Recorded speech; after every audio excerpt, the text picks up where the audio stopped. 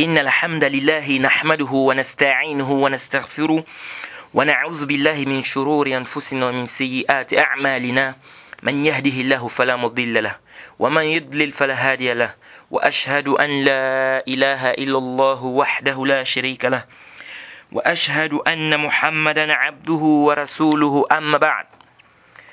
Louange à Allah, le maître des circonstances, on le loue pour tout ce qu'il nous accorde comme bien et comme grâce. On lui demande de déverser ses grâces et ses bénédictions sur le prophète Muhammad sallallahu alayhi wa sallam, sa famille, ses compagnons et tous ceux qui les ont suivis jusqu'au jour de la rétribution. Nous sommes toujours dans le chapitre, dans le Kayfiyatus Salat, c'est-à-dire la description de la prière du prophète Muhammad sallallahu alayhi wa sallam. Alors aujourd'hui, nous allons continuer, n'est-ce pas, notre programme. Alors, ensuite, nous avons ce qu'on appelle le sujoud. On a parlé de la descente. Comment est-ce qu'on descend dans le sujoud? Est-ce qu'on descend avec les mains ou avec les pieds? Alors, une fois que tu descends, tu fais quoi? Tu places tes 7 membres, n'est-ce pas, au sol. C'est-à-dire tes 7 membres doivent toucher le sol. Parce que le sujoud fait partie des piliers de la prière. C'est venu dans le Sahihain. حديث ابن عباس رضي الله عنه قال رسول الله صلى الله عليه وسلم أمرت أن أسجد على 7 أعظم على الجبهة وأشار بيده إلى أنفه واليدين والركبتين وأطراف القدمين. Ibn Abbas dit que le prophète Mohammed sallallahu alayhi wa sallam a dit: on m'a ordonné de me prosterner sur 7 membres. Premièrement, le front.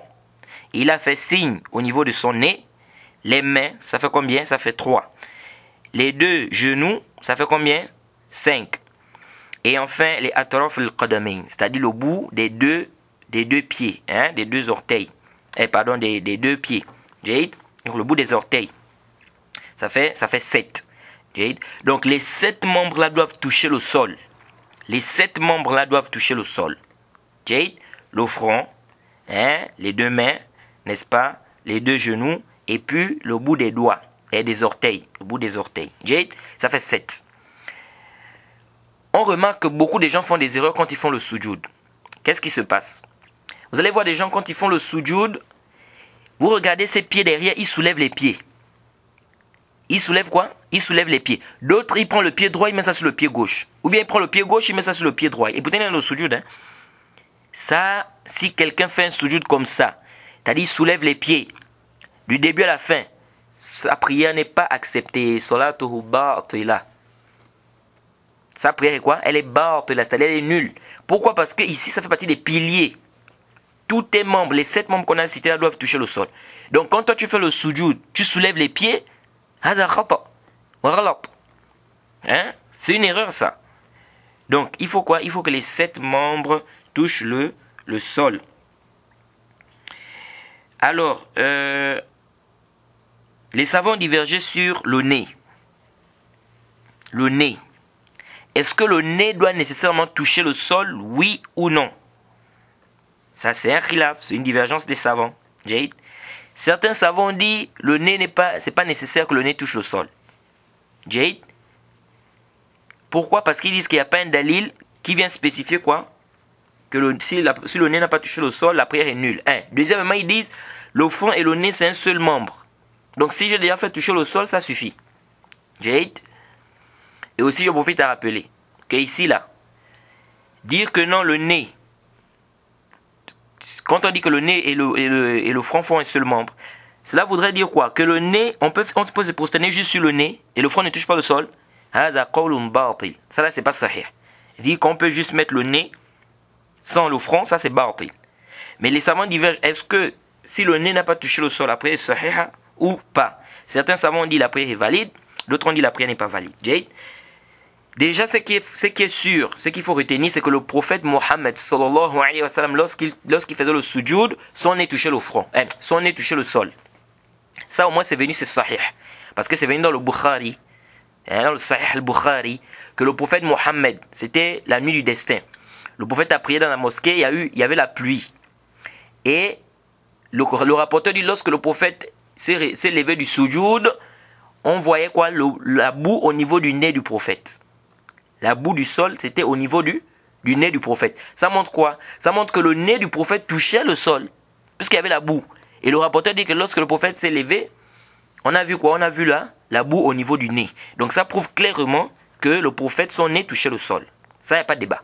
Maintenant, le problème ici, est-ce que c'est une condition ou c'est pas une condition? C'est là le khilaf. Jade. Certains savants disent que c'est une condition si le nez ne touche pas, la prière est baatila. Jade. Et parmi les savants qui ont cet avis-là, le cheikh Mohamed Nasruddin Al-Albani, rahimahullah. Le cheikh Al-Albani, il estime que si tu fais le sujoud et que ton nez ne touche pas le sol, le sujoud, la prière est nulle. La prière est quoi? La prière est nulle. Pourquoi le cheikh Al-Albani, rahimahullah, il dit que la prière est nulle?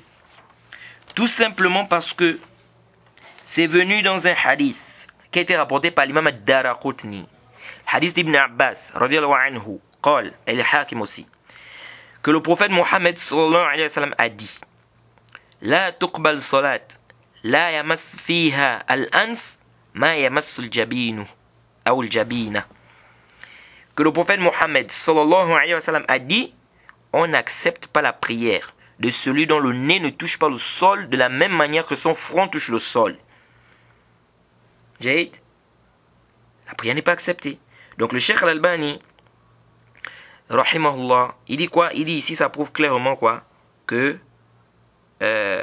celui qui ne touche pas, celui dont le nez ne touche pas le sol, la prière est quoi? La prière n'est pas acceptée.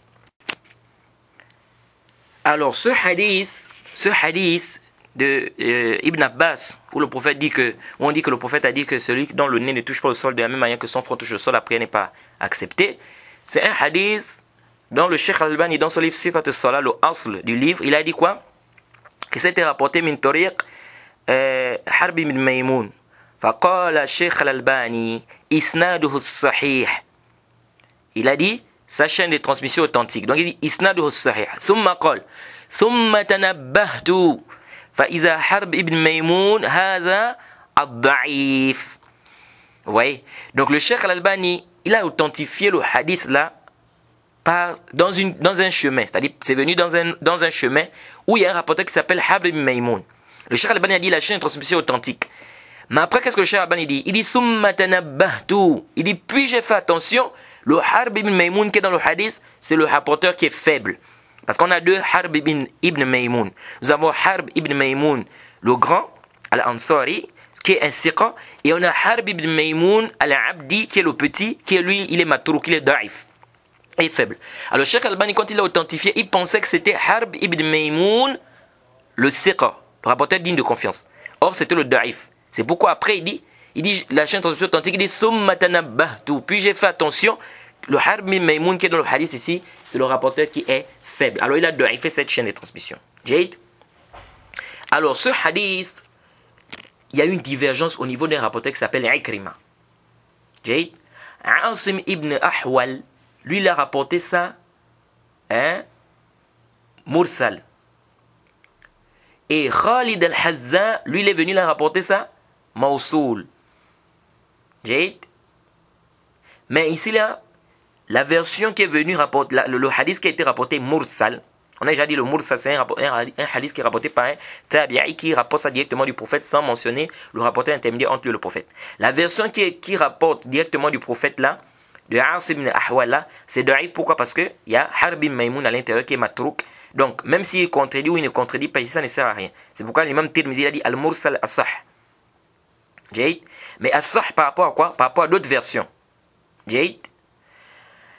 Le problème ici de ce hadith, c'est quoi en fait? C'est que les rapporteurs dignes de confiance ont rapporté ce hadith-là mursal. C'est-à-dire que c'est Ikrima qui rapporte ça directement du prophète.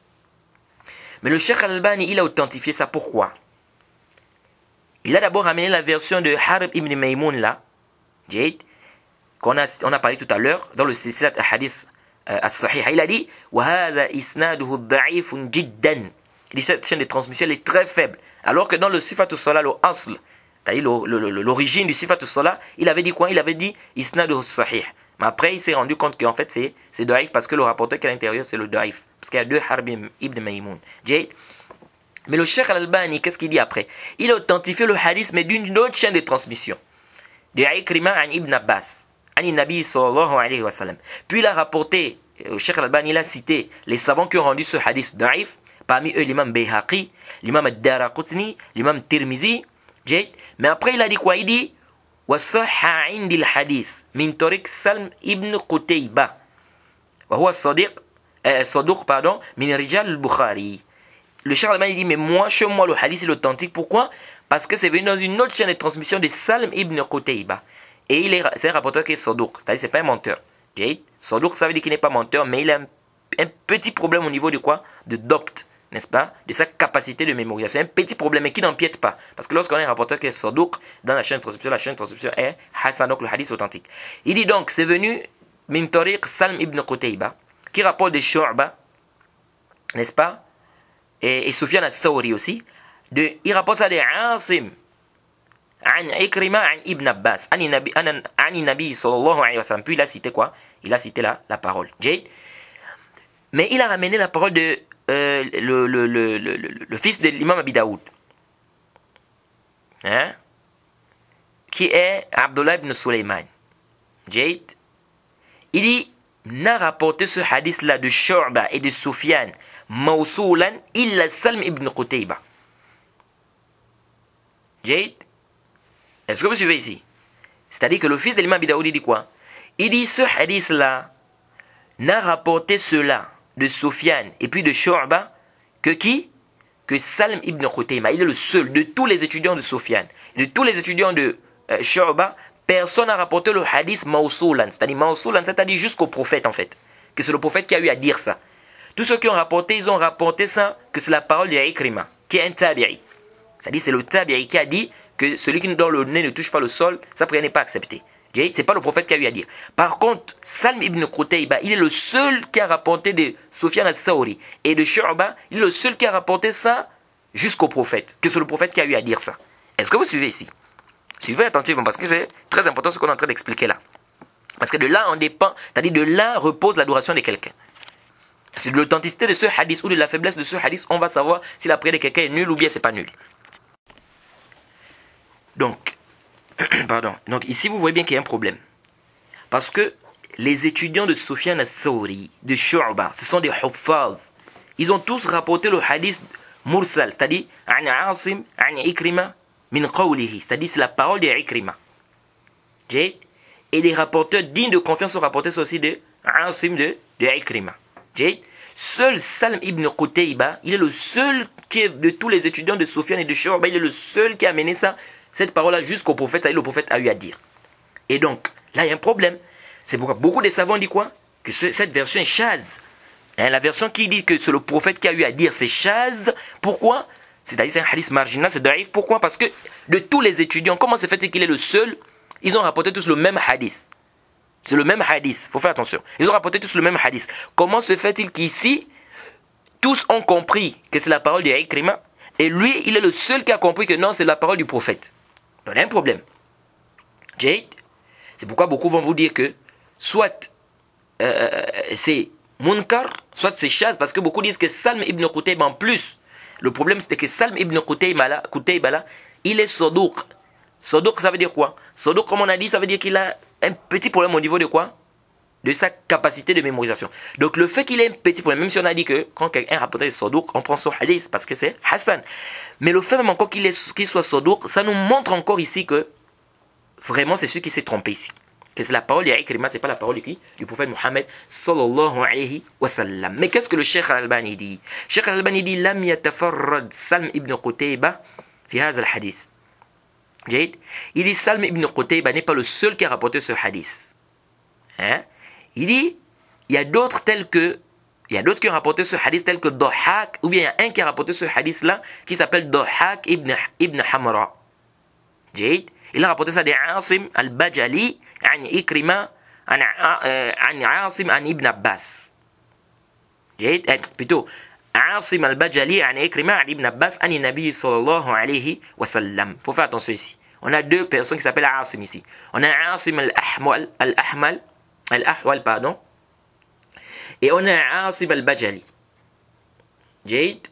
Donc il faut bien voir ici que il y a deux personnes. Il y a Asim ibn Ahwal, pardon. Il y a Asim ibn Ahwal et Asim al-Bajali. Donc le Cheikh Al-Albani, lui, il a mené une version de Dhahhak ibn Hamra qui lui rapporte de Asim al-Bajali. An Ikrima ibn Abbas. Est-ce que vous suivez ici? Ça là, il y a un problème aussi au niveau des Dhahhak. Pourquoi? Parce que Dhahhak là, Ibn Hamra, l'imam Bukhari a dit Munkar al-Hadith. C'est-à-dire il rapporte des hadiths bizarres. وقال النسائي ليس بالثقة. L'imam Nasai a dit c'est même pas الثقة. Il n'est pas digne de confiance. وقال ابن معين ليس بالشيء. وقال غير متروك. D'autres savants même dit qu'il est matrouk. C'est pourquoi vous allez voir que le Cheikh Al-Albani, sur le rapporteur qu'on appelle Dhahhak, le Cheikh Al-Albani il a le taraddud. Tantôt vous voyez que le Cheikh Al-Albani dit que Dhahhak là c'est un thiqa. Tantôt il dit que il est saduq. Tantôt il dit que il est faible. Donc le Cheikh Al-Albani il a presque 3 paroles sur ce rapporteur là qui est Ad-Dhahhak ou Dhahhak ibn Hamra. Jade. Alors nous disons quoi ici? Nous disons ici il y a un problème.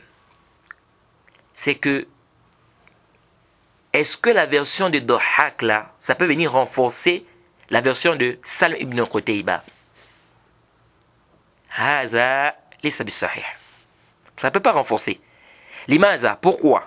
Intabih, arju an tantabihu. Je demande votre attention là, parce que là c'est très important ce que je suis en train de dire là.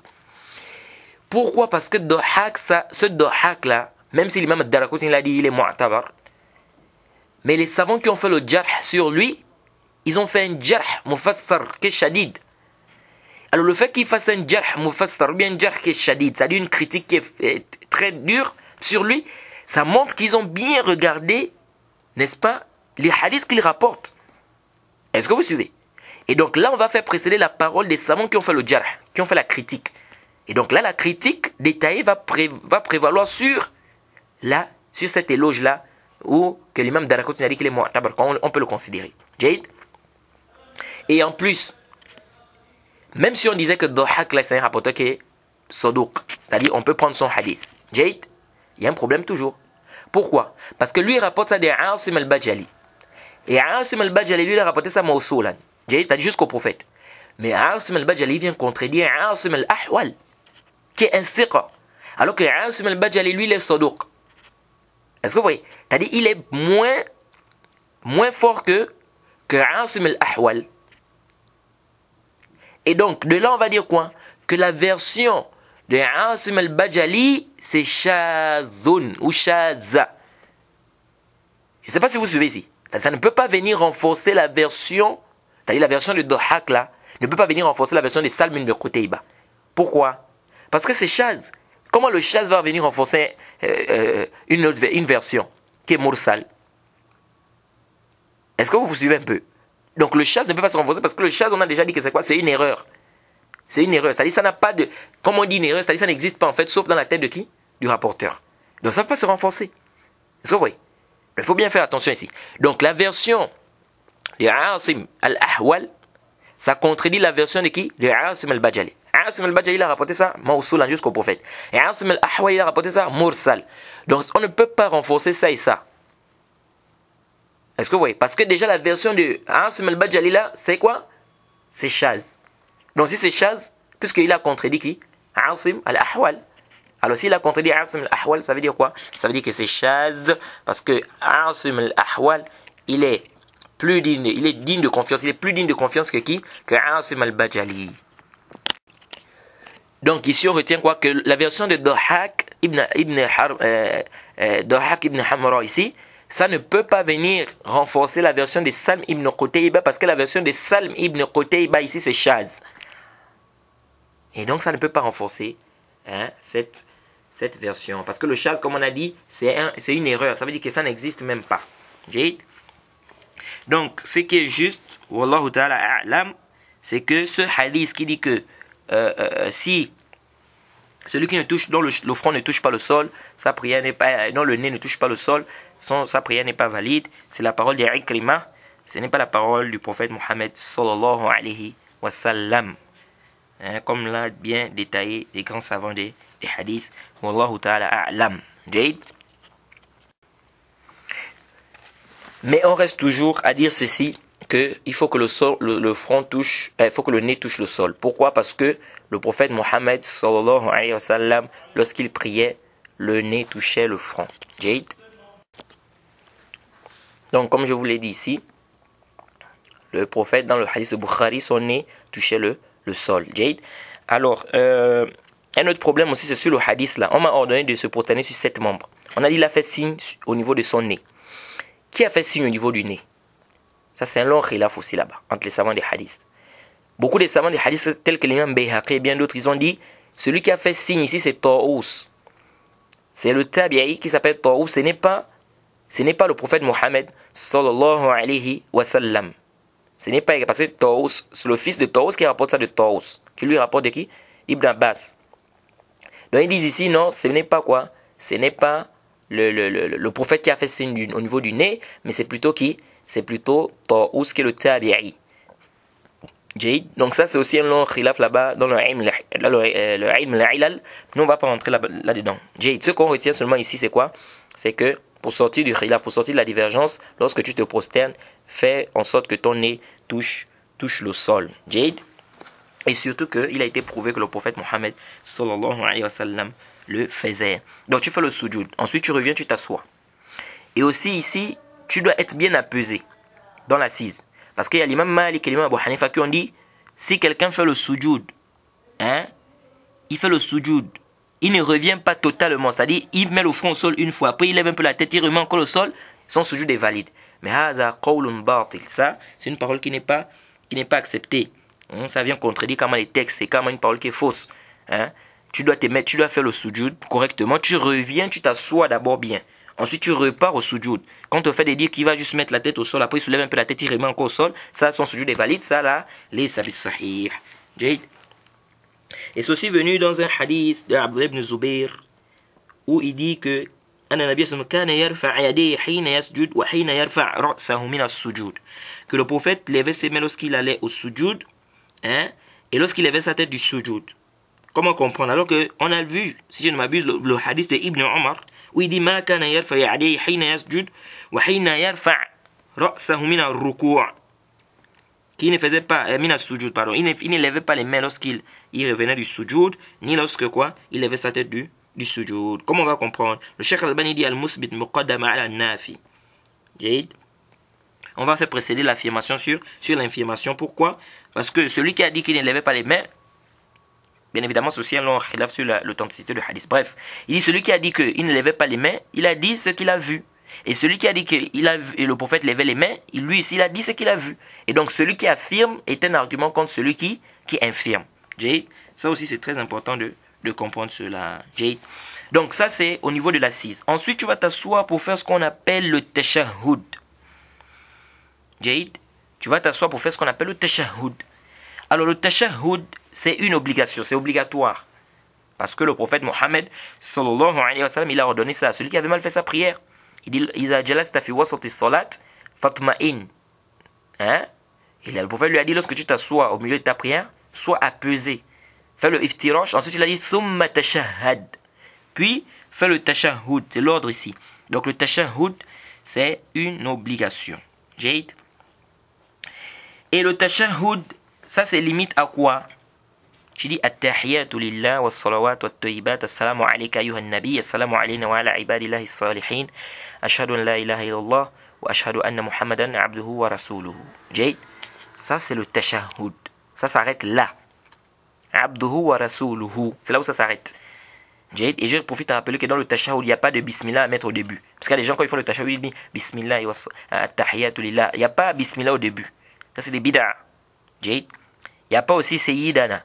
Wa ashhadu anna sayyidana. Ça aussi, sayyidana, la siyada là, c'est pas venu dans la sunna du prophète Mohammed sallallahu alayhi wa sallam. Et le hadith aussi qui dit la tu sayyiduni. Dans le tashahhud, c'est aussi un hadith qui est da'if. C'est aussi un hadith qui est quoi? Qui est da'if, la yasih, wa la yasbut. Donc, c'est pas venu dans la sunna que tu dois mettre quoi? La siyada de dire ashhadu anna sayyidana. Ça c'est pas venu dans la sunna du prophète Mohammed. Il y a d'autres qui disent non, mais comment vous pouvez dire ça alors que le prophète c'est notre sayyid? Oui, le prophète c'est notre sayyid, mais c'est pas là-bas le débat. Le débat c'est est-ce qu'on t'a demandé de mettre ça ici au niveau du tashahhud? C'est là le problème. Il faut faire très attention. Les gens, souvent, c'est comme ça que les gens apportent des bid'a dans quoi? Dans la prière. Donc ça c'est pas venu dans la sunna du prophète Mohammed sallallahu alayhi wa sallam concernant le tashahhud. Donc ça, pardon, ça c'est au niveau de quoi? Du tashahhud. Jade. Et ici, on va voir aussi, il y a trop de bid'a que les gens font par rapport au tashahhud, la manière de placer les doigts, la manière de bouger le doigt, est-ce qu'on bouge le doigt, on ne bouge pas le doigt, c'est tout un problème, les gens vraiment, ils apportent vraiment des choses, on ne sait pas où ils sont partis chercher ça.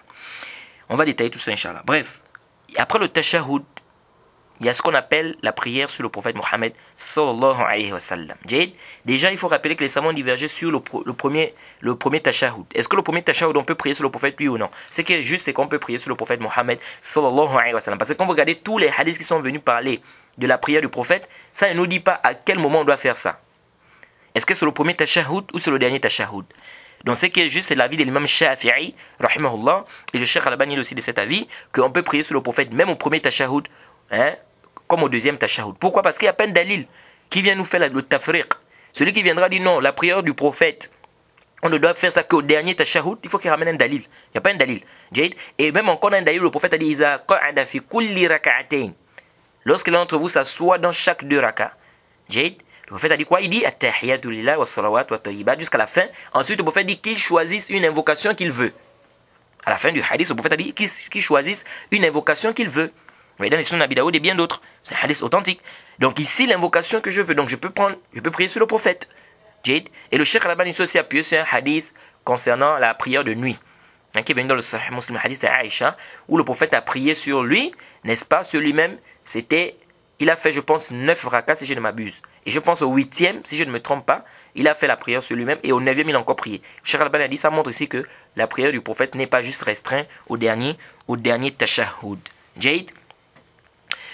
Maintenant, si on sait qu'on peut prier sur le prophète, que ce soit au premier ou au deuxième, parce qu'il n'y a pas un dalil qui fait le tafriq entre le premier tashahhud et le deuxième tashahhud, maintenant le hukm de la prière sur le prophète, est-ce que c'est une obligation ou bien est-ce que c'est un pilier de prier sur le prophète Mohammed sallallahu alayhi wa sallam?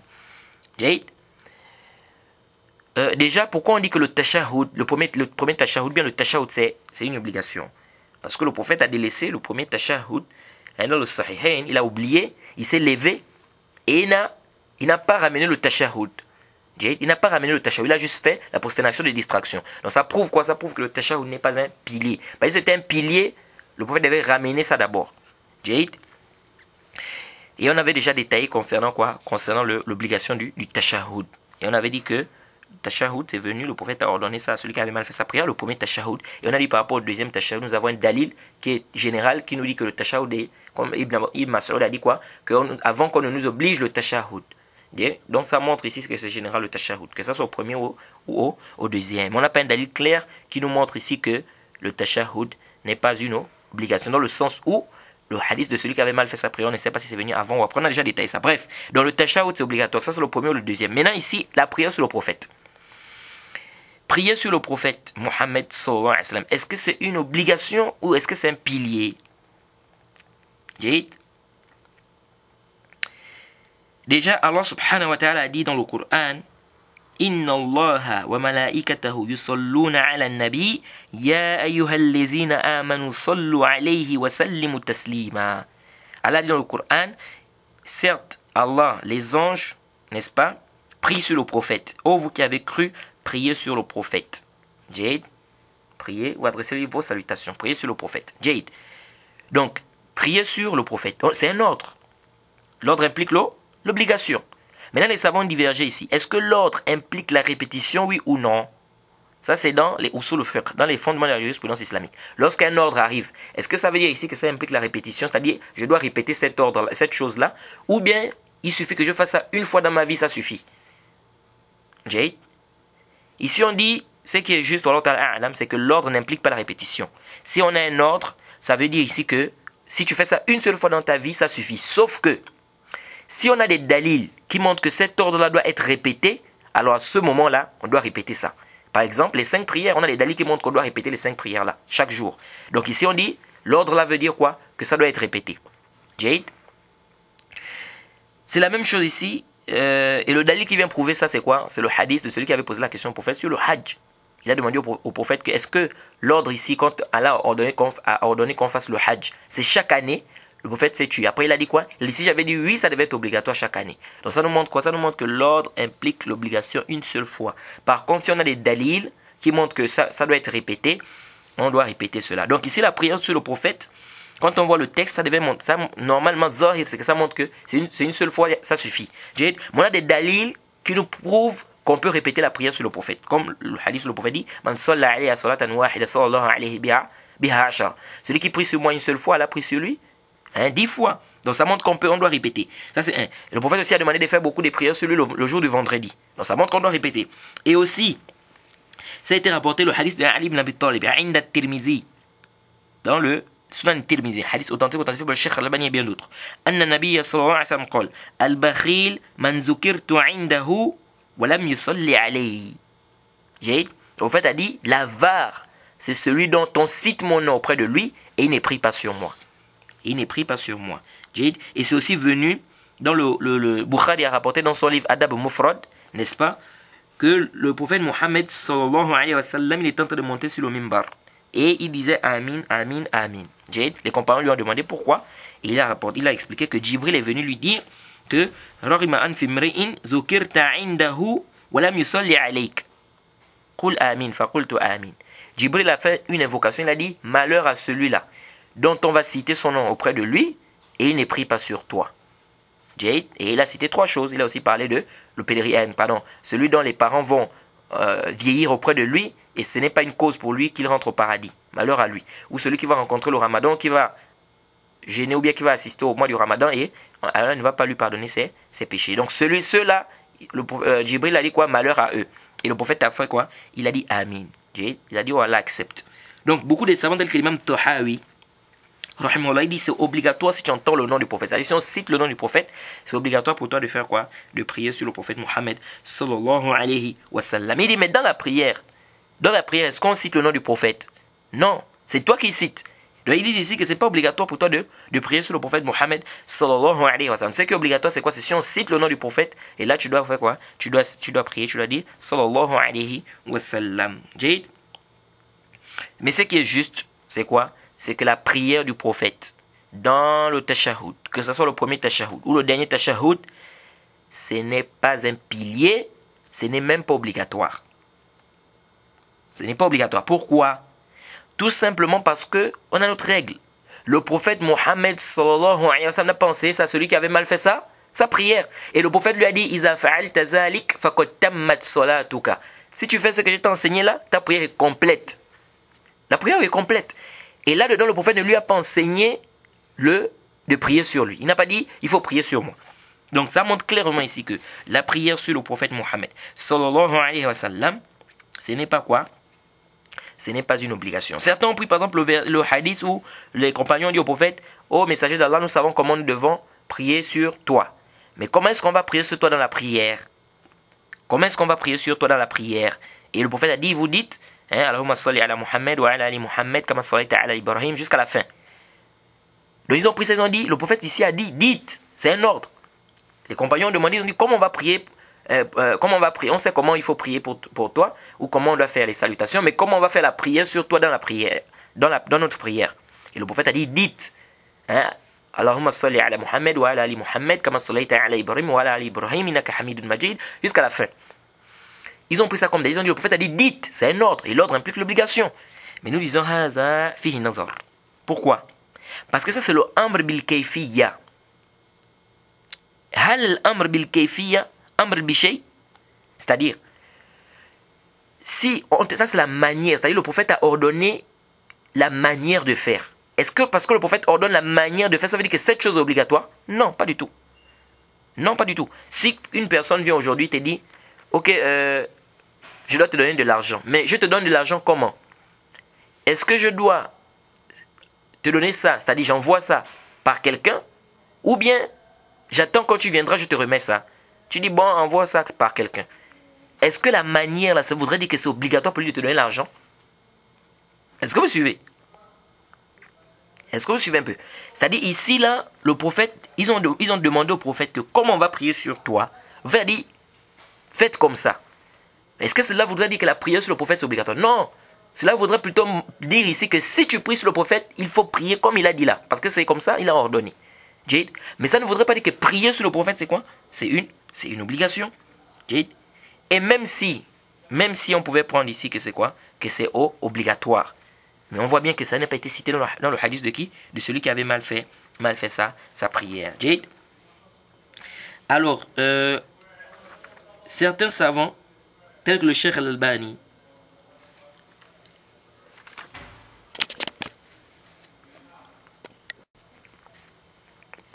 pardon, certains savants tels que le Cheikh Al-Albani et l'imam Ahmed à la fin de sa vie, et l'imam Shafi'i, ils sont partis à dire que c'est obligatoire de prier sur le prophète. Ils se sont appuyés sur quoi? Ils sont appuyés sur une version de Nasa'i, où le prophète a vu quelqu'un prier. Et après, il a fait la salutation, il est parti. Le prophète l'a appelé, il a dit, Ajala hadha, c'est précipité celui-là. Le prophète a dit, lorsque l'un d'entre vous prie, n'est-ce pas, qu'il fasse des éloges à Allah, qu'il fasse des louanges à Allah, puis qu'il prie sur le prophète. Puis qu'il invoque Allah, avec les invocations qu'il veut. Donc, ils ont dit voilà, on a dit puis il prie sur le prophète. Donc ici, ça montre ici que c'est une obligation. Mais on dit parce que c'est un ordre. Mais en disant ça, c'est pas sahih. Pourquoi? Pourquoi c'est pas sahih? Parce que déjà ici, il a dit puis qu'il invoque. C'est aussi un ordre. Mais est-ce que faire des invocations dans la prière, c'est obligatoire? Qu'il invoque par des invocations qu'il veut. Est-ce que ça veut dire ici que c'est obligatoire de faire des invocations dans le tashahhud? Non. Deuxièmement, si réellement c'était une obligation, ou si c'était un pilier, comme certains ont dit, parce qu'il y a d'autres qui ont même dit que c'est un pilier de prier sur le prophète au dernier tashahhud. Si c'était un pilier, comme certains ont dit, le prophète devait lui demander de reprendre la prière, comme il a dit à celui qui avait mal fait sa prière. Celui qui avait mal fait sa prière, qu'est-ce que le prophète lui a dit? Irji' fa salli fa innaka lam tusalli. Retourne prier quand tu n'as pas encore prié. Donc le prophète devait lui dire ici que reprends la prière. Oui, donc le fait que le prophète ne lui demande pas de reprendre, ça montre aisément ici. On va dire non, peut-être il ne connaissait pas. Oui, mais celui qui avait mal fait sa prière aussi ne connaissait pas. Mais malgré ça, le prophète lui a dit Irji' fa salli fa innaka lam tusalli. Est-ce que vous voyez un peu? Donc ici, là, si c'était un pilier, le prophète devait lui demander de reprendre la prière. Ce hadith nous montre plutôt le adab, le comportement qu'on doit avoir lorsqu'on fait la prière. Qu'on ne doit pas se précipiter, n'est-ce pas? On doit bien faire la prière et tout. Mais ça ne nous montre pas ici quoi? Ça ne nous montre pas que c'est un pilier de prière ou bien c'est obligatoire de prier sur le prophète. Et surtout, comme j'ai dit, que ce n'est pas venu dans le hadith de qui? De celui qui avait mal fait sa prière. Jade. Et le tashahhud, comme on a dit, ça s'arrête à quoi? Abduhu wa rasuluhu. Ça ne rentre pas dans le tashahhud, la prière sur le prophète. Il y a des gens qui pensent que la prière sur le prophète, ça rentre dans le tashahhud. Non, c'est pas dans le tashahhud. Si vous regardez bien le tashahhud, comme le tashahhud d'Ibn Mas'ud qui est venu dans le Sahihain, où il dit que le prophète m'a enseigné le tashahhud, quand on a la main sur main, c'est-à-dire ma main sur sa main. Il a dit at-tahiyatu lillahi wa tayyibat. Jusqu'à la fin, il n'y a pas la prière du prophète. Ça s'arrête, comme on a dit, Abduhu wa rasuluhu. C'est venu aussi dans le Muwatta, l'imam Malik Omar enseignait les gens le tashahhud sur le mimbar et il s'arrêtait à wa ashhadu anna Muhammadan abduhu wa rasuluhu. Donc il n'y avait pas cet ajout là. Aïcha aussi, elle a enseigné le tashahhud. Et dans le Muwatta aussi, elle n'a pas ajouté quoi? La prière sur le prophète. Et Ibn Omar aussi enseignait les gens le tashahhud et il n'y a pas à l'intérieur la prière sur le prophète Mohammed sallallahu alayhi wa sallam. Donc,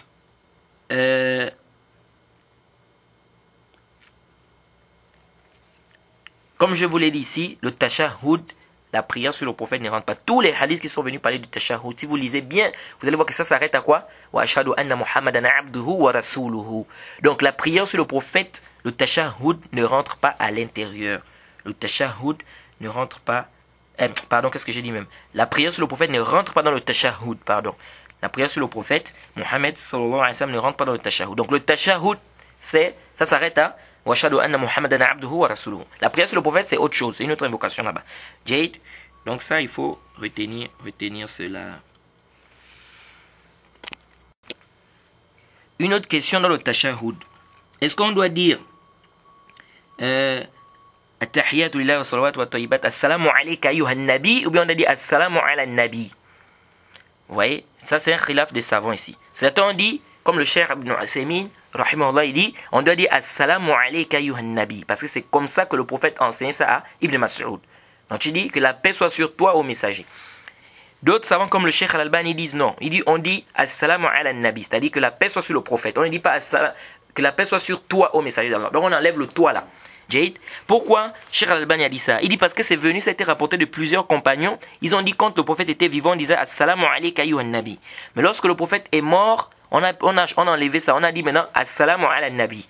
Donc il dit ces compagnons du prophète là, s'ils lisent ça, c'est qu'ils ont certainement pris ça du prophète parce qu'ils ne peuvent pas quand même amener ça de leur propre tête comme ça, qu'après la mort du prophète, ils changent comme ça. Non. Est-ce que vous voyez un peu? Mais ce qui est juste, c'est quoi? C'est que tu dis Assalamu alayka ayyuhan nabi. Comme le Cheikh Ibn Usaymin a dit, rahimahullah. Ce qui est juste, c'est la vie du Cheikh Ibn Usaymin qui dit quoi? Quand on dit Assalamu alayka ayyuhan nabi. Pourquoi? Parce que tout simplement, c'est comme ça que le prophète enseigne ça à Ibn Mas'ud. Le prophète Mohammed sallallahu alayhi wa sallam enseigne ça à Ibn Mas'ud. Et il ne lui a pas dit que s'il y avait un changement, il devait le dire sur place. Est-ce que vous voyez un peu? Et puis Cheikh Albani, il apporte beaucoup des arguments aussi. Il dit qu'il y a des compagnons qui enseignaient ça. Aïcha, elle enseignait ça aux gens. Elle enseignait Assalamu ala nabi. Elle ne disait pas Assalamu alayka ayyuhan nabi. Et devant ces compagnons-là, aucune personne ne faisait le inkar. Personne ne réprimandait Aïcha pour dire que non, pourquoi tu as dit ça? Il dit ça veut dire que c'était connu. Et certains disent non, on ne peut pas dire Assalamu alayka ayyuhan nabi parce que ici le prophète est déjà mort. Les compagnons disaient ça parce que le prophète était en train de prier devant eux, pardon. Donc ils étaient derrière le prophète était devant. Donc ils disaient Assalamu alayka ayyuhan nabi, c'est-à-dire que la paix soit sur toi. Mais ici, puisque le prophète est mort, comment tu vas dire encore que la paix soit sur toi? Il n'est pas devant nous. Donc ici on doit dire Assalamu ala nabi. On dit aussi Hadha laysa bisahih. Pourquoi? Parce que le prophète a enseigné. C'est-à-dire ça, l'amener ça comme dalil ici pour dire qu'on ne doit pas dire ça, ça c'est batil. Pourquoi? Parce que le prophète enseignait le tashahhud à Ibn Mas'ud comme ça. Et il enseignait également la prière à Malik ibn Huwairis dans le Sahihain. Et il a dit Irji'u ila ahlikum wa aqimu fihim wa allimuhum wa sallu salata kaza hina kaza wa salata kaza hina kaza wa sallu kama ra'aytumuni usalli. Le prophète a dit à Malik ibn Huwairis, priez comme vous m'avez vu prier. Quand il a fini de lui enseigner la prière, il lui a dit quoi? Retournez vers vos familles et allez-y leur enseigner. Il a dit à la fin, priez comme vous m'avez vu prier. Donc il ne lui a pas dit que au niveau du tashahhud, il ne faut pas dire ce que vous m'avez vu dire là. Mais il faut changer. Non. Donc ici, ça montre quoi? Ça montre qu'on doit se limiter à ça. Et puis aussi, le prophète Mohammed a envoyé ses compagnons en expédition, tel que le hadith de Mu'adh, et beaucoup des compagnons. Mais est-ce que quand ils allaient, parce que le prophète est devant nous, donc on dit Assalamu alayka. Comme ici le prophète n'est pas devant nous, on ne peut plus dire ça. Non. Quand le prophète envoyait les compagnons en expédition dans des pays, est-ce qu'il ne faisait pas la prière? Il faisait la prière, mais comment il priait? Est-ce qu'il disait, il changeait, il disait puis Assalamu alayka parce que le prophète n'était pas devant eux? Et le prophète a dit, dans le hadith d'Abu Hurayra, le hadith qui a été authentifié par le Cheikh Al-Albani et bien d'autres, il a dit La taj'alu buyutakum qubura. ولا تجعلوا قبري عيدا وصلوا علي فإن صلاتكم تبلغني حيث كنتم. Le prophète a dit quoi? Il a dit ne faites pas de vos maisons ne faites pas de vos maisons des cimetières. Et ne faites pas de ma tombe un lieu de culte.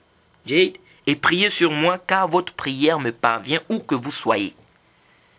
Où que vous soyez. Donc ici, peu importe la personne qu'il soit aux États-Unis, ou en France, ou bien au Gabon, ou bien en Égypte, ou bien je ne sais pas dans quel pays, s'il prie sur le prophète dit quoi? Que la prière là, ça parvient au prophète Mohammed sallallahu alayhi wa sallam. Et ça, c'est parmi même les dalils que beaucoup de savants ont pris pour dire que les morts n'entendent pas. Les morts n'entendent pas, contrairement à ce que le Cheikh Al-Islam dit que les morts peuvent parfois entendre. Non, ici on se limite aux nusus. Là où il n'y a pas un dalil qui dit que le mort entend, on ne peut pas venir dire. Là où le dalil est venu, par exemple, le dalil qui dit que les morts entendent les pas de ceux-là qui retournent lorsqu'ils terminent de l'enterrer, là on s'arrête là. On ne doit pas faire l'analogie ici, parce que là c'est les choses de l'invisible. Donc on ne doit pas maintenant dire, bon, comme ils entendent les pas, ça veut dire qu'ils entendent tout. Non, on a dit les pas. Est-ce qu'on a dit qu'ils entendent autre chose? Non. Donc ce qui est juste, c'est que les morts n'entendent pas. Les morts n'entendent pas, sauf là où il y a le dalil, comme on a dit ici, qu'ils entendent les pas, etc. Et je pense qu'on a détaillé cette question-là lorsqu'on a fait le sharh du sunnah de l'imam al-Barbahari. Pour ceux-là qui suivent nos cours. Et parmi les dalils qui viennent faire comprendre, ou les dalils qui montrent que le monde n'entend pas, c'est que le prophète a dit dans le hadith d'Abu Hurairah rapporté par Abu Daoud, il dit Ma min ahadin sallama alayya illa radda Allahu ruhi hatta arudda alayhi salam. Il n'y a aucune personne parmi vous qui fait le salam sur moi sans qu'Allah subhanahu wa ta'ala ne me rende l'esprit pour que je rende le salam.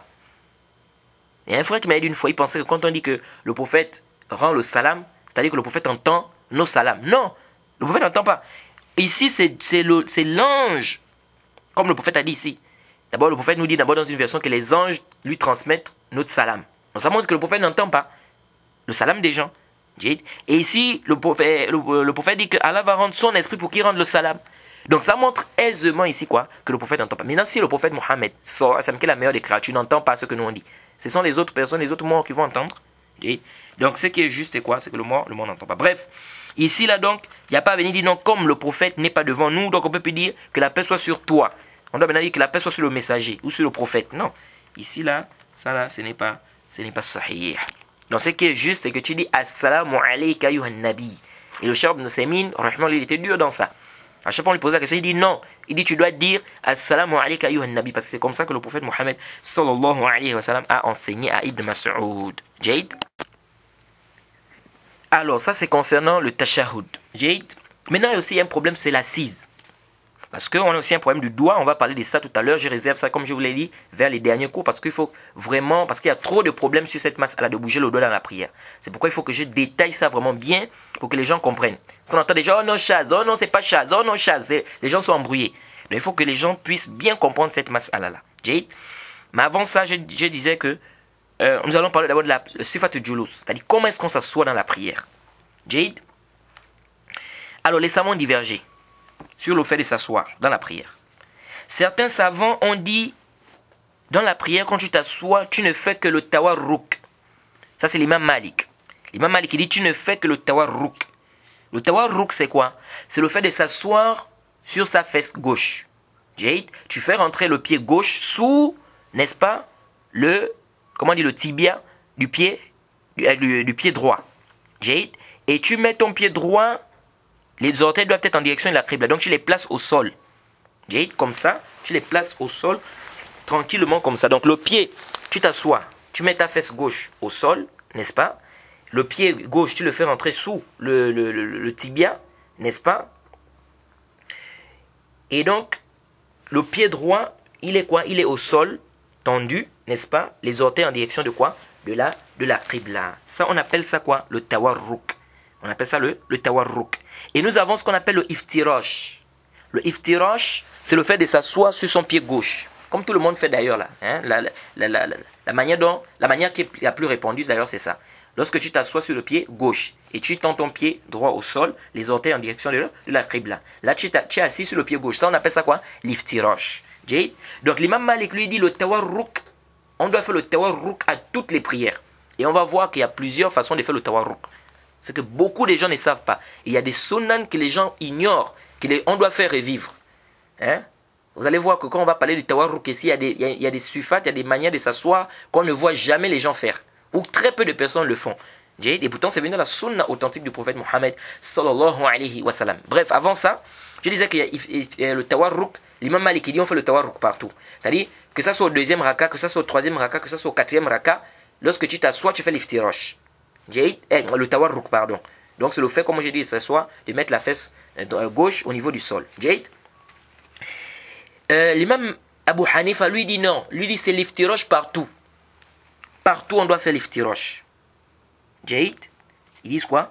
Partout on doit faire l'iftirash.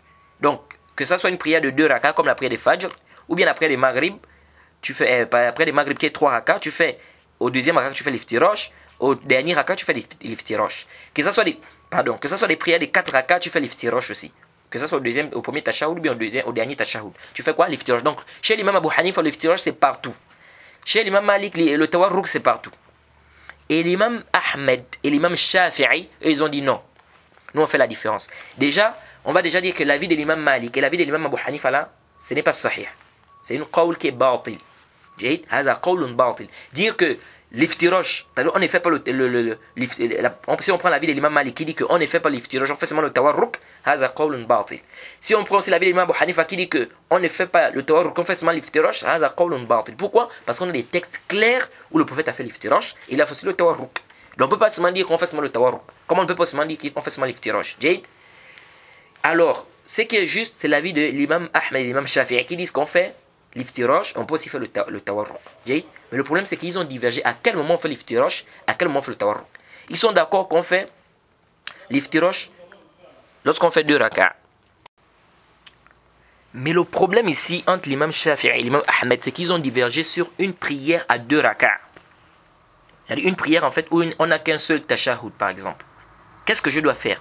Est-ce que je dois faire le tawarruk ou est-ce que je dois faire l'iftirash? Le khilaf intervient à quel niveau? C'est à cause d'un hadith qui est venu de Abi Humayd al-Sa'idi, où il dit, Qala, il dit wa iza jalasa, il décrit la prière du prophète. Il dit wa iza jalasa fi rak'atayn wa iza jalasa fi rak'atayn jalasa ala rijlihi al-yusra wa nasaba al-yumna wa iza jalasa fi rak'ati al-akhira qaddama rijlahu al-yusra wa nasaba al-ukhra wa qa'ada ala maq'adatihi.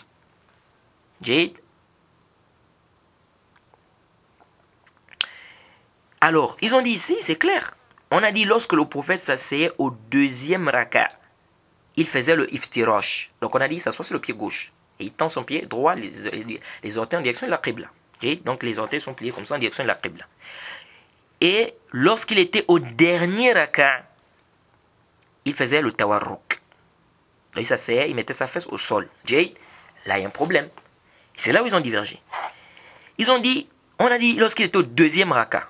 Donc si je prie la prière des Fajr, je suis au deuxième raka. Donc je fais le liftirosh. Jade. D'autres ont dit non.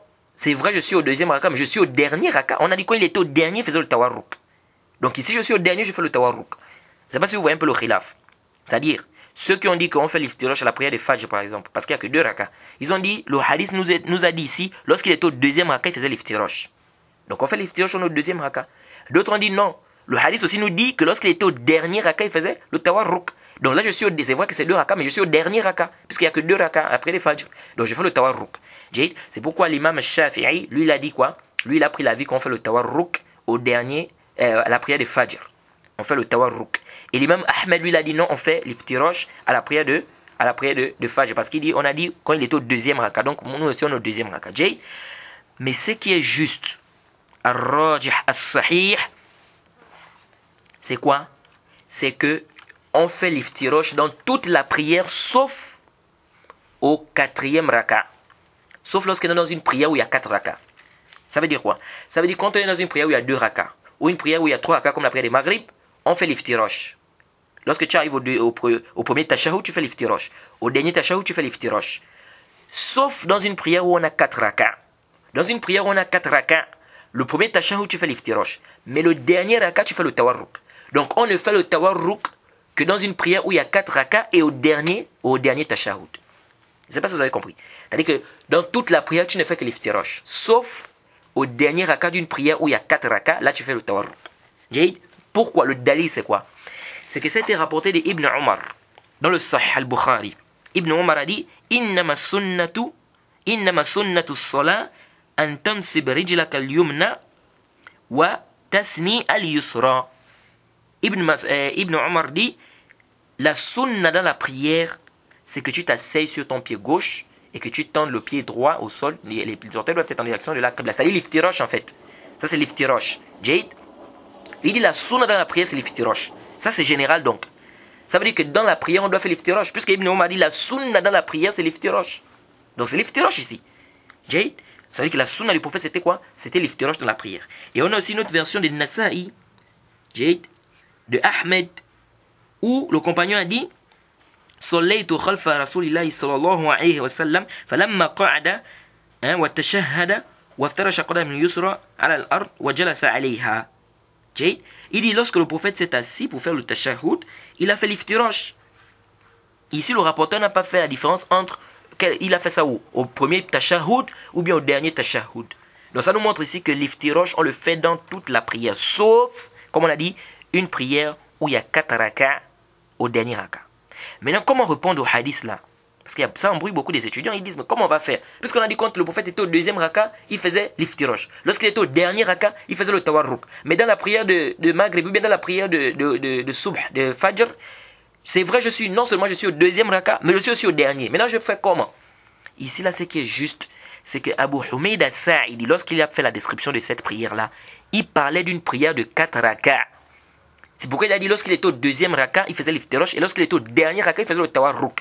Il s'agit d'une prière de 4 rakas. Ce qui vient prouver ça, c'est que c'est venu clairement dans une version d'Abi Daoud, de Bayhaqi, min tariq Ibn Lahiya.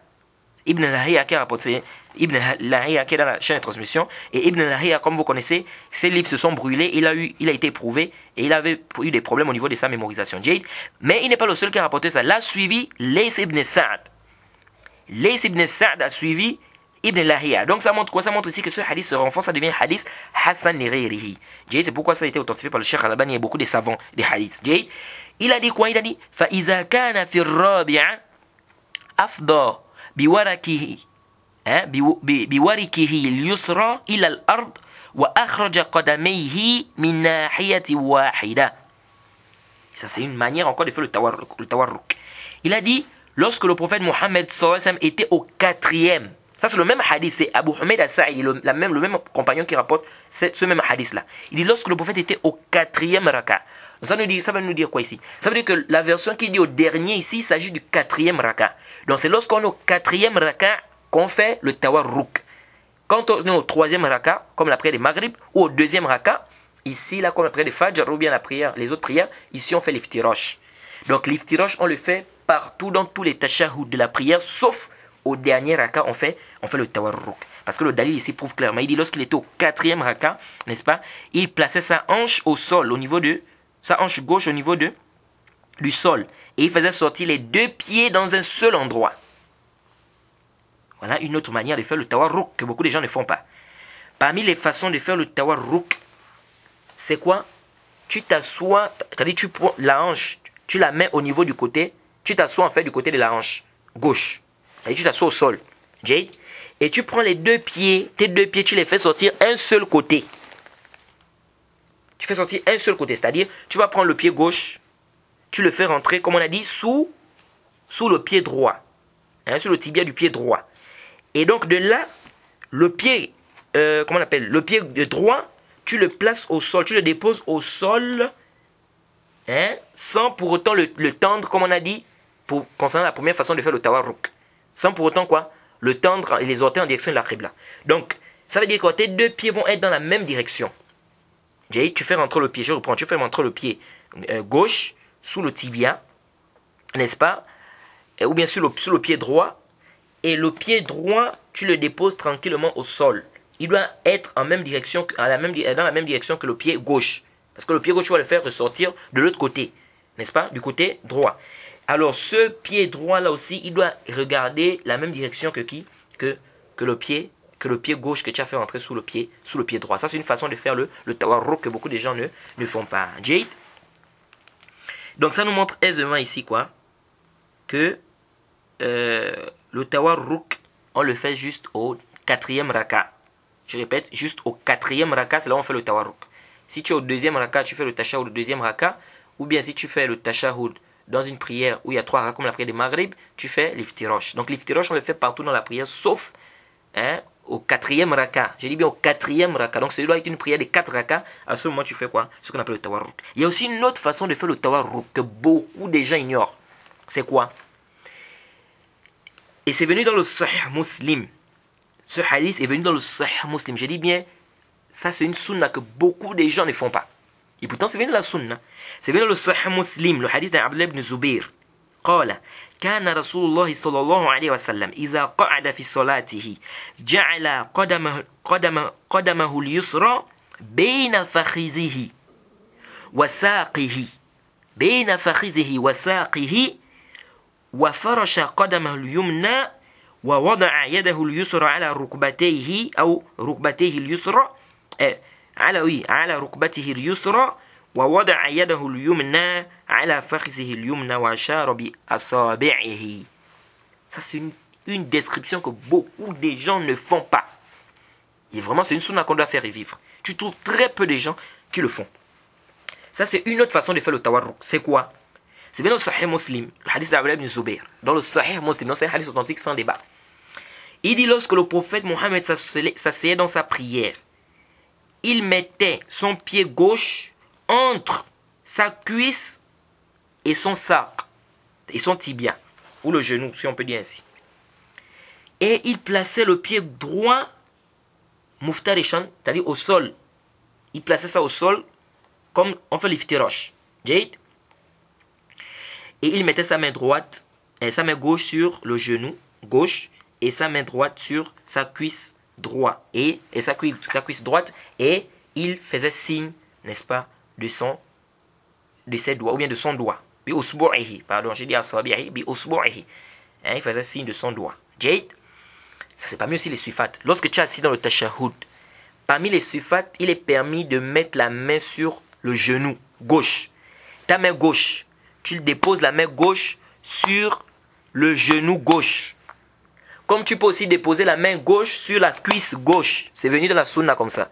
Donc, soit tu déposes la main gauche sur la cuisse gauche, ou soit tu déposes la main gauche sur le genou. Tu tiens le genou comme ça, le genou gauche. Les deux sont venus. La main droite, tu la poses sur ta cuisse droite. Tranquillement. Parce qu'on voit des gens, qu'est-ce qu'ils font? Ils déposent la main comme si c'était comme le fusil, comme ça. Comme s'ils tenaient un fusil. Et ils tendent le doigt. Non. La main, l'origine, c'est que la main doit être posée tranquillement. Tu poses la main tranquillement. C'est-à-dire, ce sont les pommes qui doivent être renversées. Les pommes renversées au niveau des cuisses. On ne soulève pas les pommes ou bien tu mets maintenant la main comme si c'était le fusil que tu es en train de tenir. Tu tiens un coup de poing. Non. Tu déposes la main tranquillement, les mains tranquillement au niveau des genoux. Et ensuite, tu fais le qabd. Comme on va voir, il y a plusieurs façons. Tu fais le qabd, n'est-ce pas? Tu fermes tous tes doigts. Tu tends seulement l'index. Et on va parler de ça. Est-ce qu'on doit bouger le doigt? On ne doit pas bouger le doigt. Bref, ce qui nous intéresse ici, c'est la manière là du tawarruk. Qu'est-ce que tu fais ici, le tawarruk là? Ce tawarruk là, c'est quoi? C'est que tu prends ton pied gauche. Suivez-moi attentivement. Tu prends ton pied gauche. Tu le fais rentrer entre la cuisse et le mollet. Entre ta cuisse et ton mollet. C'est-à-dire, tu vois le mollet, non? Lorsque tu es assis, tu prends le pied gauche, tu le fais rentrer entre la cuisse et le mollet. Donc le pied rentre ici, le pied gauche. Ensuite, tu prends ton pied droit, tu le déposes tranquillement au sol. Sans poser ça, sans tendre le pied droit et les orteils en direction de la qibla. Non, les orteils, ici, le pied doit être déposé au sol. Pas comme on fait l'iftirosh.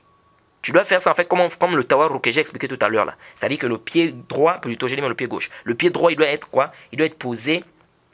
Il regarde le côté. Le pied droit regarde du côté droit. Est-ce que vous voyez? Le pied droit, il est posé au sol, il regarde du côté droit.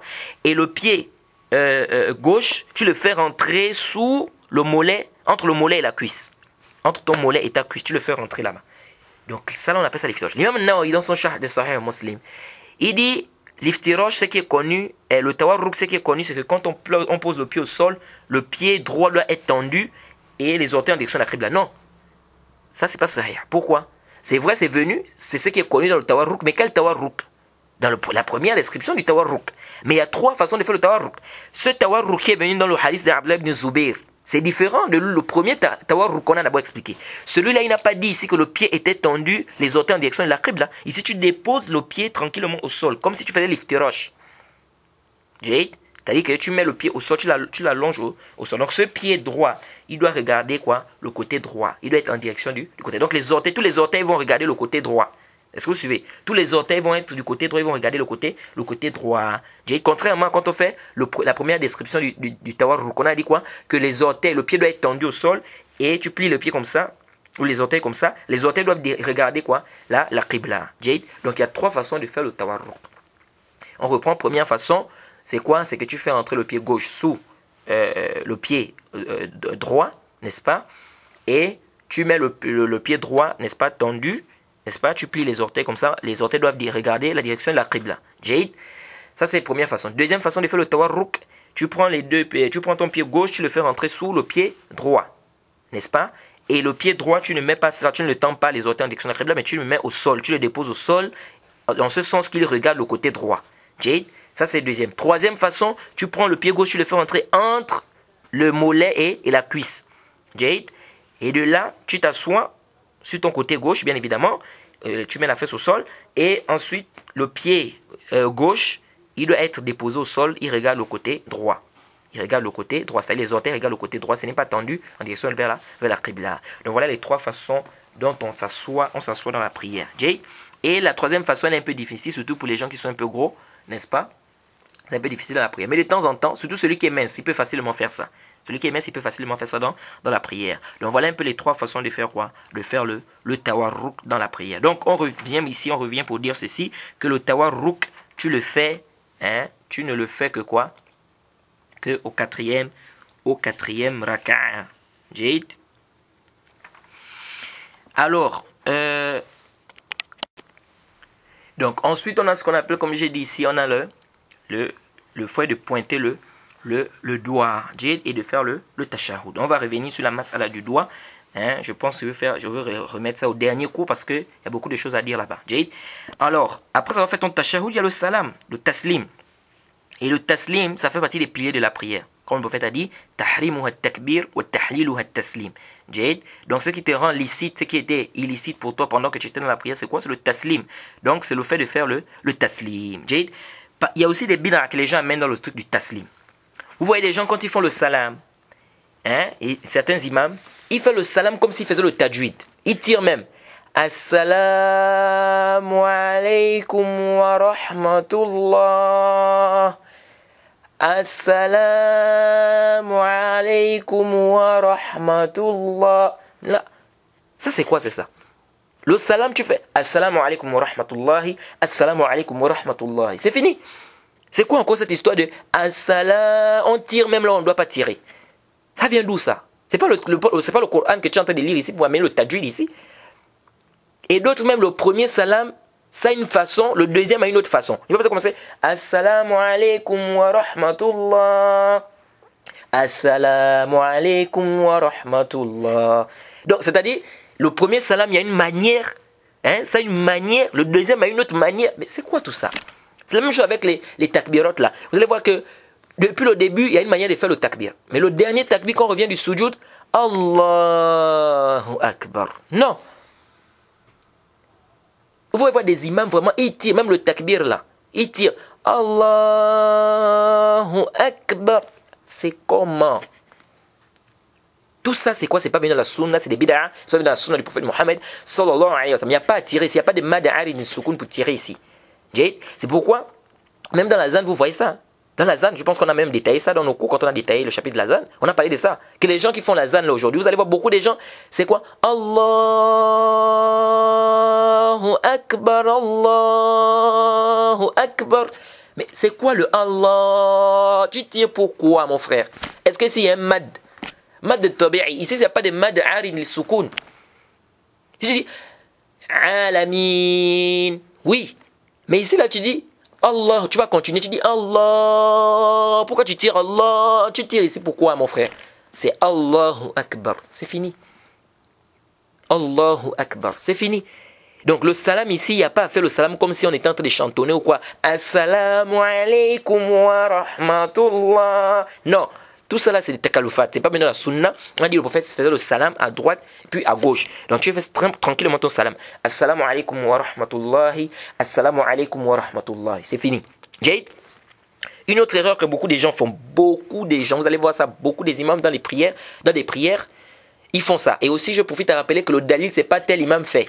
Mais il y a tel cher qui fait, non? Ou bien tel, on a compris comme ça, la Mecque, non? Ça, c'est pas le dalil dans l'islam. Le dalil, qala Allah, qala Rasoul. Al-hujjatu fil athar. Comme disait l'imam Ahmed, les dalils se trouvent dans les textes. C'est pas la pratique de quelqu'un qui a un dalil ici. Ce sont les textes, hein, qui nous justifient que tel acte est bien ou c'est pas bien. C'est la sunna ou c'est pas la sunna. Parmi les erreurs que beaucoup de gens font quand ils font le salam, qu'est-ce qu'ils font? Vous allez remarquer ça. Et remarquez ça, hein, vous allez voir beaucoup de gens font ça. Quand ils font le salam, ils disent Salamu alaikum wa rahmatullahi. Salamu alaikum wa rahmatullah. Eh bien, salamu alaikum wa rahmatullah. Salamu alaikum wa rahmatullah. Non, il enlève le alif là, le alif wa lam là où. C'est pas salamu alaikum wa rahmatullah, c'est assalamu alaikum wa rahmatullah. Tu dois amener le alif wa lam là. Assalamu alaikum wa rahmatullahi. Assalamu alaikum wa rahmatullah. Tu coupes, beaucoup de gens ils coupent le a là, il enlève ça, le alif wa lam là. Il dit seulement salamu alaikum wa rahmatullahi. Salamu alaikum wa rahmatullahi. Non. Ce n'est pas Assalamu alaikum wa rahmatullahi, Assalamu alaikum wa rahmatullahi. Non, c'est Assalamu alaikum wa rahmatullahi, Assalamu alaikum wa rahmatullahi. Jade. Et je profite à rappeler que, que le salam, nous avons trois façons de faire le salam. Soit tu dis Assalamu alaikum wa rahmatullahi wa barakatuhu à droite, ensuite tu viens à gauche, Assalamu alaikum wa rahmatullahi. Ça c'est une façon. Deuxième façon, c'est celle qui est connue de tous. Assalamu alaikum wa rahmatullahi à droite. Assalamu alaikum wa rahmatullahi à gauche. Jade. Troisième façon, c'est juste le salam une seule fois, un seul côté. À droite. Assalamu alaikum wa rahmatullahi. Jade. Et assalamu alaikum. Oui, assalamu alaikum wa rahmatullahi. Donc tu n'ajoutes pas assalamu alaikum wa rahmatullahi wa barakatuhu. Tu dis juste une seule fois, pardon, qu'est-ce que j'ai dit même? Tu dis juste une seule fois assalamu alaikum. Jade. Donc, il y a trois façons. Tu dis Assalamu alaikum wa rahmatullahi wa barakatuhu à droite, puis Assalamu alaikum wa rahmatullahi à gauche. Tu n'ajoutes pas wa barakatuhu à gauche, même si c'est venu dans une version des Sunan Abi Daoud, mais cette version-là a beaucoup de problèmes. Certaines personnes disent que c'est une erreur, n'est-ce pas, d'imprimante, d'imprimerie, que c'est venu, il y a un long bahth là-dessus. Bref.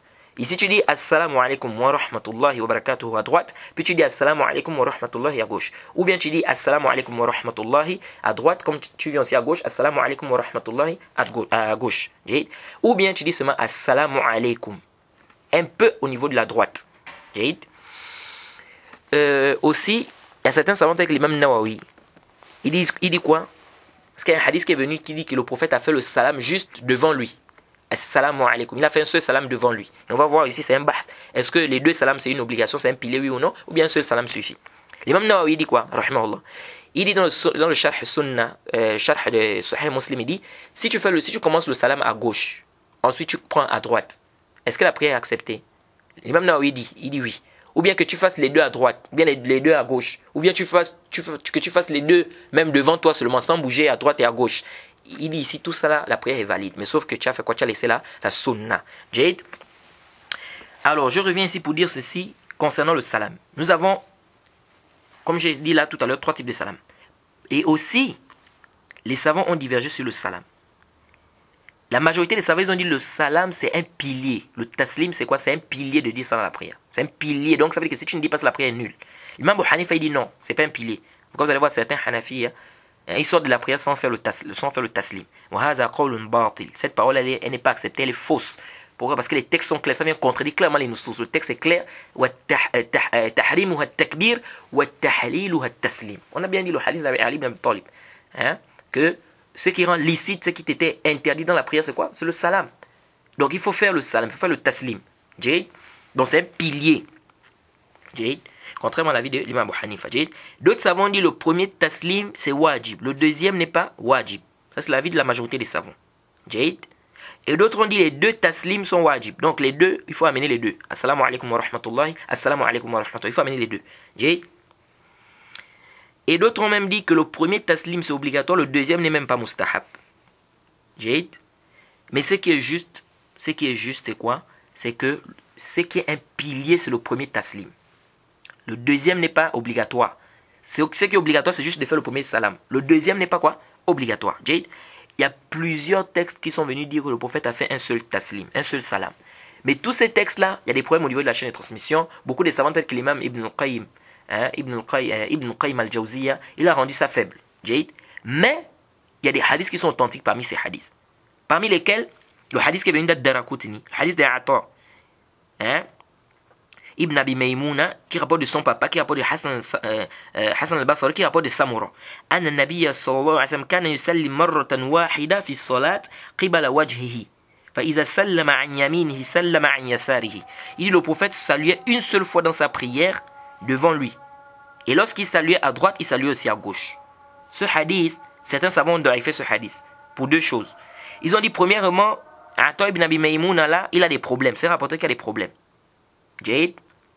Mais ça c'est pas sahih parce que c'est un rapporteur qui a été rendu digne de confiance par Ibn Ma'in et Abu Zur'a, et on sait très bien qu'Abu Zur'a il était très dur dans le fait de rendre un rapporteur digne de confiance. Donc le fait qu'Abu Zur'a a dit qu'il est digne de confiance, ça montre que c'est un rapporteur digne de confiance. On doit prendre cette parole là. L'imam Nasa'i aussi et l'imam Ibn Hibban, ils ont dit quoi? Que ce rapporteur là, Ata ibn Abi Maymouna, il est quoi? Digne de confiance.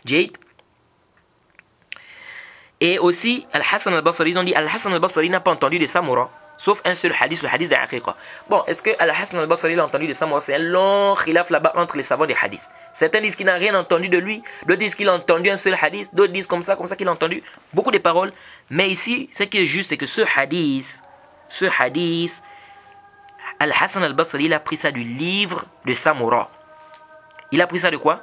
Du livre de Samura. Et il y a une risala qui a été écrite là, je crois une risala de magistère concernant est-ce que Hassan al-Basri l'a entendu de Samura? Parce qu'on dit que Al-Hassan al-Basri, il n'a pas entendu sauf le hadith de Aqiqa, mais qu'il a eu le livre de Samura. Donc ce livre-là, s'il a vu ça du livre de Samura, ça veut dire que c'est plus nécessaire ici qu'il entende. Puisqu'il a déjà le livre avec lui. Mais pour cela aussi, beaucoup de savants disent ici, il faut aussi prouver, il faut que la chaîne de transmission soit authentique aussi, que réellement il a pris ça du livre, et il faut que ça soit réellement prouvé que ce hadith, ça fait partie de ce qui est dans le livre. Bref, c'est un long bahs là-bas, mais ce qui est juste, c'est quoi? c'est que il a pris ça de ce livre-là et c'est authentique, c'est un hadith authentique. Jade, il y a un rapporteur qui a suivi Ata ibn Abi Maymouna dans le Ibn Adi dans le Kamil. Jade, mais il n'a pas bien mémorisé le hadith. Pourquoi? Parce qu'il dit كان رسول الله صلى الله عليه وسلم يسلم في الصلاة تسليمة قبل وجهه فإذا سلم عن يمينه سلم عن يساره تسليما قبل وجهه تسليما عن يمينه والتسليم عن يساره. Il dit le prophète Mohammed saluait devant lui. Il a fait un seul salam devant lui. S'il saluait à droite, il saluait à gauche. Hein? Il faisait un salam devant lui, un salam à droite et un salam à gauche. Ça c'est un hadith qui est munkar, qui est daif. C'est munkar, c'est quoi? C'est faible, c'est pas authentique. De là vous voyez bien l'erreur que beaucoup de gens font dans la prière. Quand les gens font le salam, vous allez voir des gens, il fait le salam devant lui. Il fait d'abord comme ça, assalamu alaikum wa rahmatullah. Donc il bouge d'abord la tête devant comme ça, après il part à droite, ensuite il part à gauche. Ça c'est pas venu dans la sunna, c'est des bid'a. Ça c'est des bid'a. Il n'y a pas à saluer devant comme ça. On salue là, on bouge d'abord la tête devant, après on va maintenant bouger la tête. Et d'autres même bougent la tête. Tu bouges la tête pourquoi? Tu as vu le dalil là-haut? Où est les gens dans la prière, ils bougent la tête. Assalamu alaikum wa rahmatullahi. Assalamu alaikum. Mais tu bouges la tête pourquoi mon frère? Tu as vu ça où? Tu fais le salam à droite. Assalamu alaikum wa rahmatullah. Ensuite tu vas à gauche. Assalamu. C'est tout. Maintenant bouger la tête comme ça, comme si tu disais oui. Il dit oui. Mais tu bouges la tête pourquoi mon frère? Ça c'est pas venu dans la sunna, c'est des bid'a que les gens amènent dans quoi? Dans la prière. Et ce hadith là c'est un hadith daif qui dit qu'il saluait devant, après il saluait à droite à gauche. Ça c'est daif, là on l'a yasbout. Jade. D'autres, quand ils font le salam, c'est les mains qui bougent. Vraiment, subhanallah. C'est pourquoi on dit que vraiment, on doit vraiment apprendre la prière. Comment on doit faire? On doit bien suivre. Regardez comment le prophète faisait la prière. Des gens, quand ils font le salam aujourd'hui, ils bougent la main. Donc, quand ils font le salam à droite, assalamu alaikum wa rahmatullah, il soulève sa main comme ça, il bouge. Ensuite, quand il va à gauche aussi, il soulève l'autre main, assalamu alaikum wa rahmatullah. Non, la main là n'a pas besoin de bouger. Tu soulèves la main pourquoi? C'est-à-dire, c'est comme pour dire que là, c'est fini. Donc, il fait le salam, il soulève la main comme ça. Assalamu alaikum wa rahmatullahi. Assalamu alaikum wa rahmatullahi. La main que tu soulèves là, ça cherche quoi? Tu as vu ça où? Oui. Les gens mènent des bidas après. Et Milan Ajib, c'est que ça, c'était même au temps du prophète. Hein. Il était rapporté que les compagnons bougeaient les mains quand ils faisaient le salam au temps du prophète. Le prophète a dit, pourquoi je vous vois bouger vos mains dans la prière pendant le salam? Et il a expliqué qu'on ne doit pas bouger les mains. Donc, il n'y a pas à bouger les mains. Tu fais le salam, les mains sont posées tranquillement sur tes cuisses, comme on a expliqué. Tu fais assalamu alaikum wa rahmatullahi, assalamu alaikum wa rahmatullah. C'est fini. Il n'y a pas ici à soulever ou bien à bouger les mains. Jade. Et aussi, je profite à rappeler que ce qui est juste, c'est quoi? C'est que un seul salam, c'est venu dans la sunna, c'est permis de faire un seul salam. Et ce qui vient renforcer cet avis, ça, il n'y a même pas de doute là-dessus. Il n'y a pas de doute qu'un seul salam suffit. Ce qui vient renforcer cet avis, c'est quoi? C'est quoi? C'est que ça a été rapporté de beaucoup des compagnons, comme a dit Ibn Munzir, avec des chaînes de transmission authentiques telles que Aïcha et bien d'autres, qu'ils faisaient un seul salam dans la prière. Qui se limitait à une seule taslim. Donc, assalamu alaikum wa rahmatullahi. C'est fini, la prière est terminée. Jade. Donc, ça prouve aussi quoi? Que c'était connu des compagnons. Et les compagnons ne peuvent pas faire ça s'ils n'ont pas vu le prophète faire ça. Au moins une fois dans sa vie. Ou bien, s'ils n'ont pas vu le prophète faire ça. Est-ce que vous voyez? Et ce qui vient encore prouver, c'est quoi? C'est que c'est la vie de l'imam Malik. Et l'imam Malik, comme vous le savez, l'imam Malik, il rejette parfois des hadiths si ce n'est pas en conformité avec la pratique des gens de Médine. Même si le hadith est authentique, il dit oui c'est authentique, mais ici la Médine, on ne pratique pas ça. Pourquoi? Parce que l'imam Malik estime que parce que l'imam Malik, il a rencontré qui? Il a rencontré les tabi'oun. Il a rencontré les successeurs ou bien les élèves des compagnons. Donc il estime que si à Médine, les gens ne font pas ça, c'est-à-dire les tabi'oun, donc les élèves des compagnons ne font pas, c'est qu'ils n'ont pas pris ça des compagnons. Donc ici, il voit qu'on ne fait pas. Donc il voit que c'est un argument dans ce sens-là. Et effectivement, cette qaïda-là, on ne peut pas prendre ça de manière muqtarida, mais on peut s'argumenter également de ça. Parce que le fait que l'imam Malik a pris cet avis, ça veut dire quoi? Et que c'est venu dans des hadiths, ça montre ici que l'imam Malik sait bien que c'était pratiqué à Médine par les élèves des compagnons. Est-ce que vous voyez? Donc si les élèves des compagnons faisaient ça, c'est un truc qui était connu chez les salafs. C'était connu chez les salafs qu'on fait un seul salam. Donc c'est permis de faire un seul salam, comme c'est permis de faire les deux. Donc si tu veux, tu fais assalamu alaikum seulement une seule fois. Comme on a dit, soit tu fais ça devant toi, comme on a dit, ou bien tu penches un peu, comme le Cheikh Albani dit dans Sifat al-Salah, juste un peu, vers la droite. Pas totalement, tu penches un peu. Et là aussi, il y a une autre erreur. Les gens qui font le salam, là, il y a des gens qui font le salam, ils ne penchent pas bien sa tête. Il fait assalamu alaikum wa rahmatullah, assalamu alaikum. Non, c'est venu que le prophète, quand il faisait le salam à droite, on voyait bien la joue droite. Donc tu dois bien tourner la tête. Assalamu alaikum wa rahmatullahi. Donc celui qui est là ou bien qui est derrière, il doit même voir le côté de ta joue. De l'autre côté aussi, assalamu alaikum wa rahmatullahi. Donc tu dois bien faire quoi? Bien tourner la tête. Sauf quand tu fais un seul salam, ici ça doit être légèrement. Jade. Donc voilà ce qu'on peut dire par rapport au taslim. Jade. Que il s'est permis de faire un seul salam. Jade. Et aussi, le prophète a dit wa tahlilu taslim. Ça veut dire quoi? Taslim ici, ça veut dire un seul salam suffit. Il dit ce qui rend licite, ce qui était illicite dans la prière, c'est quoi? C'est le taslim.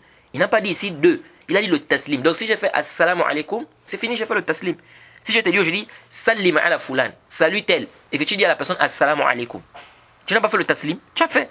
Okay? Donc ici, ça suffit ici de faire un seul salam. Parce que certains ont dit non, ça c'est venu mujmal, mais le prophète a détaillé qu'il fait de non. On dit non. Pourquoi? On dit parce que nous avons aussi des hadiths authentiques et nous avons le amal des salaf, la pratique des salaf, tels que les compagnons, les tabi'in, qui faisaient quoi? Qui faisaient un seul salam. Ça veut dire quoi si on dit que le premier salam c'est ce qui est obligatoire, le deuxième n'est pas obligatoire? Ça veut dire quoi? Ou c'est le premier qui est un pilier en fait, mais le deuxième n'est pas un pilier. Ça veut dire que si l'imam a fait assalamu alaikum, si l'imam a déjà fini le premier salam, il est permis pour toi de te lever. Si par exemple quelqu'un est venu en retard et qu'il lui manque un raka, dès que l'imam fait le premier salam, il est permis pour toi ici de te lever, de compléter ta prière. Dès qu'il a prié, tu n'es pas obligé d'attendre le deuxième salam de l'imam. Ça c'est un. Deuxièmement aussi, ici il y a aussi un problème que les gens font. Et ça c'est une sunna, il n'y a même pas de doute dans ça. Quand est-ce qu'on doit faire le salam? Lorsque l'imam fait le premier salam, ou on doit attendre que l'imam termine les deux salams, après nous aussi on fait le salam. Ce qui est juste, même s'il y a un khilaf, comme a dit Ibn Rajab, il a rappelé le khilaf là, mais ce qui est juste, c'est quoi? C'est que dès que l'imam a fait le premier salam, toi aussi tu fais le premier salam. Lorsqu'il fait le deuxième salam, toi aussi tu fais le deuxième. Donc n'attends pas que l'imam termine les deux salams. Dès que l'imam dit assalamu alaikum wa rahmatullah, toi aussi va déjà à droite. Tu vas aussi à droite, tu fais déjà assalamu alaikum wa rahmatullah. Lorsque l'imam va au deuxième salam, assalamu alaikum wa rahmatullah, toi aussi tu le suis. Donc n'attends pas que l'imam termine les deux salams pour terminer. Ça c'est ce qui est juste. Pourquoi? Parce qu'on prend, le prophète a dit iza kabbara fakabbiru. Il a dit inama ju'ila l'imam liyutamma bil hadith Abu Hurairah dans le sahih Bukhari Muslim. L'imam a été fait pour être suivi. Iza kabbara fakabbiru. S'il fait le takbir, faites le takbir. Iza raka'a farka'u. S'il fait le raka', faites le raka'. Et pardon, s'il fait le ruku', faites le ruku'. Wa iza sajada fasjudu. S'il fait le sujud, faites le sujud. Donc on comprend quoi de ce hadith? Ça veut dire quoi dans le hadith? Même si ça n'a pas été cité, mais c'est ça que ça veut dire. Ça veut dire iza sallama fasallimu. C'est ce qu'on comprend. S'il fait le salam, faites le salam. C'est ce qu'on comprend ici. Parce que le prophète ici l'a dit, c'était en guise de quoi? D'exemple. Pour dire en fait qu'on doit suivre l'imam. Donc si l'imam fait le salam, on doit aussi faire le salam. On ne doit pas attendre qu'il termine les deux salams. Parce que certains qui disent non, mais quand on a dit si l'imam fait le salam, faites le salam, c'est quand il termine les deux. Non. Pourquoi? On va leur dire ceci. Le prophète a dit dans le même hadith, iza sajada fasjudu. S'il fait le sujud, faites le sujud. N'est-ce pas? Lorsque tu vas faire le sujud, tu attends que l'imam fasse d'abord les deux sujud. Après tu vas suivre le sujud de l'imam. Quand l'imam va au sujud là, est-ce que tu attends d'abord qu'il fasse les deux sujud? Après toi tu fais non. Dès qu'il fait le premier sujud, tu le suis. Donc c'est la même chose. Dès qu'il fait le premier salam, tu le suis. Quelqu'un, j'ai débattu avec quelqu'un une fois, il m'a dit non. Il dit mais ici pour le sujud c'est pas pareil parce que pour le sujud, les dalils qui disent que quand le prophète faisait le premier sujud, les comparaisons. J'ai dit c'est où dans quel dalil? Il y a aucun dalil qui dit ça. Quand le prophète faisait le premier sujud, nous aussi on faisait le premier sujud. Non. Le hadith dit quand le prophète faisait le sujud, les compagnons le suivaient dans ça. Donc ici là, le texte ne te dit pas que quand il faisait le premier, les compagnons suivaient le premier. Lorsqu'il faisait le deuxième, les compagnons suivaient. Il n'y a pas un dalil qui dit comme ça. Donc de la même manière que tu as compris le hadith qui dit lorsque l'imam fait le sujud, faites le sujud. Que tu as compris par là que lorsqu'il fait le premier sujud, je le suis. Ensuite il s'assoit, je m'assois aussi. Dès qu'il va au deuxième sujud, je le suis. De la même manière, il faut comprendre aussi quand l'imam fait le premier salam, fais le salam. Lorsqu'il fait le deuxième, tu fais le deuxième. Donc n'attends pas qu'il termine quoi les deux salams. C'est ce qui est juste. Wallahu ta'ala a'lam. Donc on va s'arrêter par ici concernant la question du salam. Le cours prochain, Inch'Allah, on va revenir sur le tashahhud. Est-ce qu'on doit bouger le doigt? Est-ce qu'on ne doit pas bouger le doigt? Comment on doit se positionner exactement quand on fait le tashahhud? Parce que beaucoup de gens font trop des bid'ah aussi, ils amènent des choses, on ne comprend rien du tout. Chacun bouge le doigt comme il veut, d'autres disent qu'on ne bouge pas ses chasses, d'autres disent qu'il soulève tous les doigts qu'il met, d'autres ne bougent même pas, ils ne soulèvent même pas de doigts. C'est compliqué. On va détailler cela, Inch'Allah, le cours prochain. On s'arrête par ici, on demande qu'Allah nous aide, qu'Allah nous pardonne. Wa subhanaka Allahumma bihamdika ashhadu an la ilaha illa anta astaghfiruka wa atubu ilaik. Assalamu alaikum wa rahmatullahi wa barakatuh.